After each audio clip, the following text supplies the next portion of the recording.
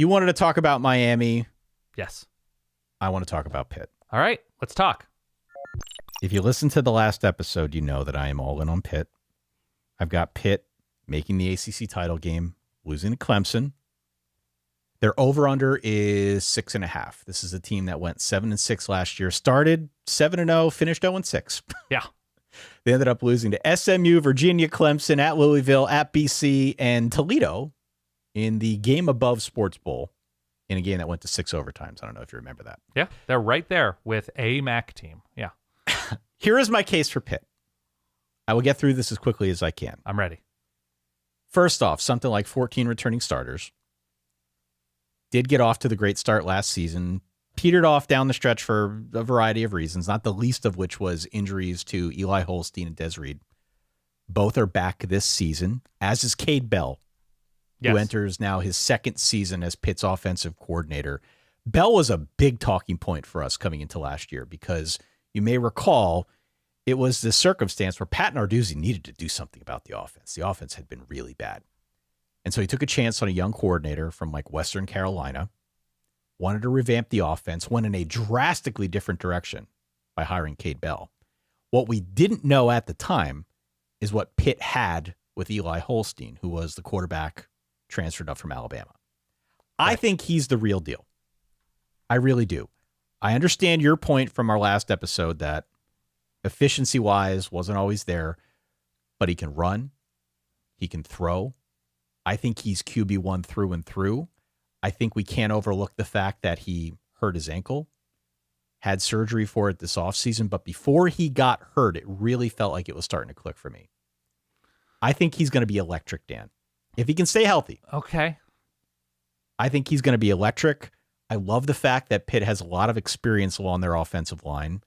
They also need to stay healthy, which on a separate point has been a real issue. Oh, the offensive line was decimated last year. Yeah. Yeah. I mean, offensive line health at Pitt is like its own separate podcast series, not just an episode.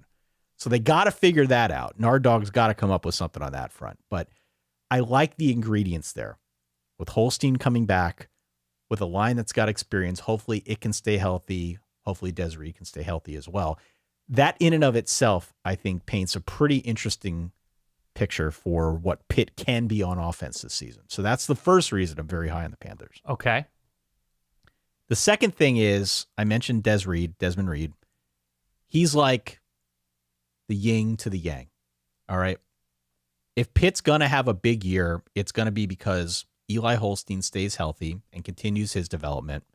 And also because a guy like Desmond Reid runs for 1,500 yards or something. Right. Which is a lot. It's not easy to get there. But I think it's going to be those two guys powering this offense. I'd feel better about the offense if there were a clear go-to guy out wide. But I hope those guys will develop because Cade Bell's back again with both these guys. I think Pitt's going to have one of the better offenses in the conference.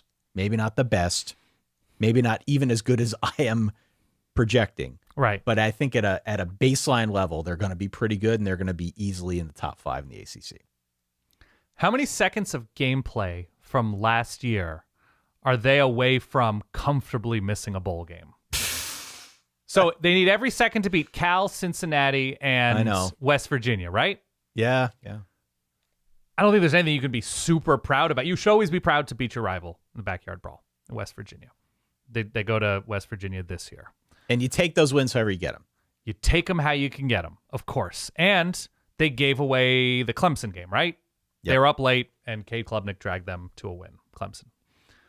So my question is, what is it about this year's team, maybe aside from, there's returning experience and the offensive line should be healthier, but the best of Eli Holstein, which I thought was so fun, and I thought the endings of these Pitt games were so fun. I had a great time watching them. But what is it about this team that was eventually with injuries, when you have injuries and your team tanks, that means your depth probably isn't where it needs to be. If you are going to be Ty's latex salesman competing for the ACC Championship this season. Sure. So if the depth isn't there, I don't see is there a clear number one receiver that you're ready to be like, this is the guy? Because they lose Kanata Mumfield. No, there isn't. Who was that guy last year? There isn't. So if we're saying offensive line needs to be better and healthier, Eli Holstein needs to be better and healthier, Des Reid, we know, known commodity. Up front, they're in a really good place. Did a great job stopping the run last year, but still some questions on that back end, especially against a pretty deep roster of quarterbacks on this schedule. Well, Pitt's, in my view, loaded at linebacker, one of the stronger units in the country at linebacker, which is a good starting point. They look good in the back to me. I'm not worried about that. I think they look good in the back. I think they're deeper up front. I think the defense is going to be fine. The wet blanket I have about this defense is a pass rush. Okay. And this has been a talking point the last couple years now. The pass rush we saw last season was not the pass rush that we are used to seeing from Pitt. It hasn't been that way for a couple years running now. It feels like they need to find a way to supercharge that aspect of their defense if they want to get better. Now, this is where I tend to give Pat Narduzzi some credit. Okay. Because he knows how to field the defense. I'd like a little bit more pressure. A little bit more pressure on the passer, if I'm being honest about this team. Yeah. But I still tend to give him a fair amount of confidence when it comes to, can he put a defense out there that's going to be, respectable. I don't think that's going to detract from the overall project here, is what I'm saying. I like that they have a bye before Louisville. There are a couple of stretches here. The Florida State on the road, back-to-back with Syracuse on the road. That's a travel monster situation. And then they get NC State. So that's, 3 straight games with very different styled teams, 2 of which on the road. And then finishing Notre Dame at Georgia Tech and Miami. I know you have them over Miami. I just think the run, it's a very stretchy schedule to me for Pitt. And if look, they had bad injury luck last season. The universe tends to even itself out. So hopefully this is a healthy team for 12 consecutive games. The non-conference isn't terrible outside of West Virginia. I don't know. I look at the lack of obvious star power on this team. And when we've seen the better Pitt offenses, when it is Kenny Pickett, whatever, he's surrounded by guys. And he makes, guys into capital G guys, however you want to phrase it. And I'm just not there with Eli Holstein yet if you're talking about one of the best 2 teams in the conference. I want depth.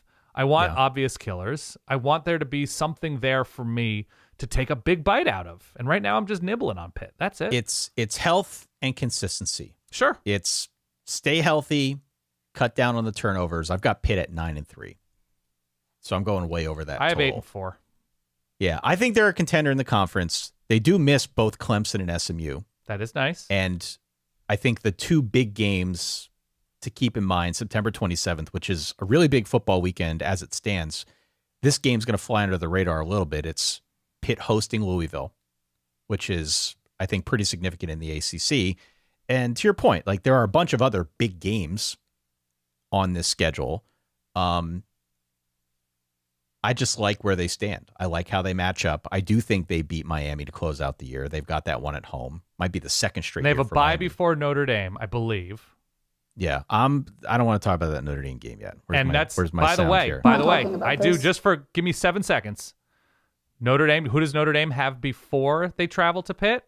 They're going to win this game. But they have a Navy situation? They have Navy, so it's post-option legs before playing against Pitt on the road. We got a Bruce Feldman body blow theory. That's it. Possibly coming up. Yeah.